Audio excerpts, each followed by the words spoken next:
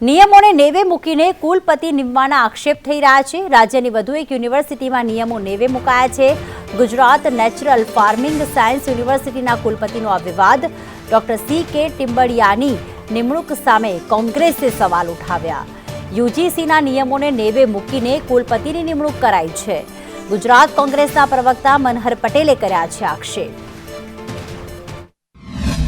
Doctor સી.કે. ટિમ્બડિયા ઈ પોતે યુજીસીના જે કંઈ પેરામીટર છે, બાયલોજ છે, નિયમો છે, ધોરણો છે એ ફૂલફિલ કરી શકતા નથી એના પ્રોફાઇલ।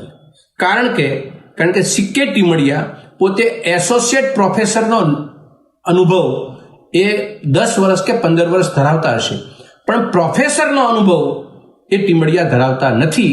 એટલા માટે આ પદ ઉપર એ એપ્લિકેશન કે અરજી ના કરી શકે।